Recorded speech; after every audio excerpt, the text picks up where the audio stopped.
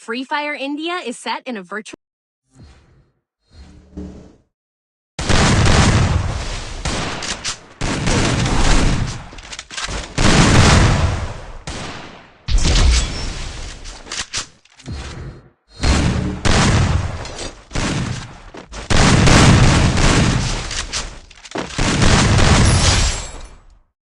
Double takedown.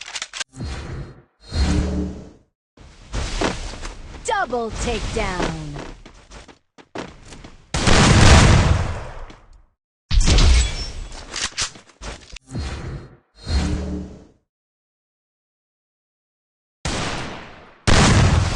Is that all? Is that all?